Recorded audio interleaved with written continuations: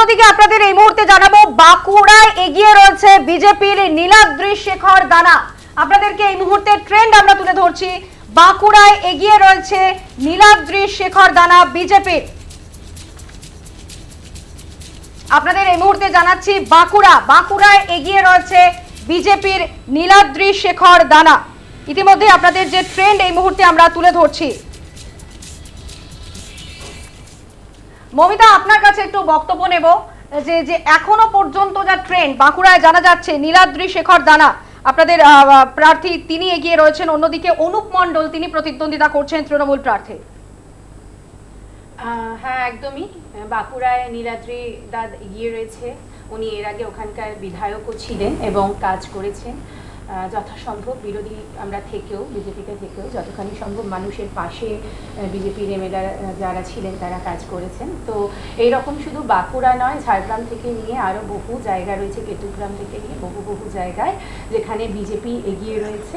এবং এখন অবধি যে আপডেট আমরা দেখছি তাতে বেশি সংখ্যক জায়গাতে বিজেপি এগিয়ে রয়েছে। হ্যাঁ, এখন অনেকটা সকালের দিক ঠিকই, কিন্তু এটাও তার সাথে আত্মবিশ্বাসী আমরা এখন থেকে নয়, আগে থেকে, যে বাংলার মানুষ বিগত কিছু বছরে যেভাবে ভারতীয় জনতা পার্টিকে ভোট দিয়েছে এবং তাদেরকে বিরোধী জায়গা অবধি নিয়ে এসেছে। মাত্র 3%, 3.5%-এর যে ভোটের তফাৎ আমাদের।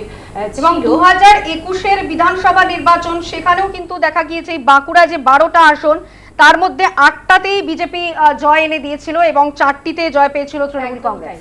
একদম তাই। তো বাঁকুড়াও আমাদের বিজেপির গড়। তাছাড়া এবার বাংলাতে মানুষ যে পরিবর্তনের জন্য ভোট দিয়েছে এত পার্সেন্টেজ, এবং একটা বিরোধী আসনে 5 বছর থাকার পরে এবার যখন আমরা আমাদের সরকার গঠন করব, সেখানে মানুষের রায়, গণতন্ত্রের রায় আমরা স্বীকার করে। এবং অন্যদিকে আপনাদেরকে জানাবো রাসবিহারী কেন্দ্র অত্যন্ত গুরুত্বপূর্ণ। দেবাশিস কুমার, যেখানে তৃণমূল প্রার্থী এগিয়ে রয়েছেন স্বপন দাশগুপ্ত।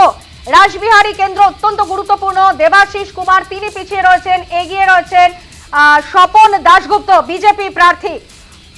এবং অন্যদিকে বালিগঞ্জে এগিয়ে রয়েছেন শোভনদেব চট্টোপাধ্যায়, তৃণমূল প্রার্থী শোভনদেব চট্টোপাধ্যায় তিনি এগিয়ে রয়েছেন বালিগঞ্জ বিধানসভা কেন্দ্রে।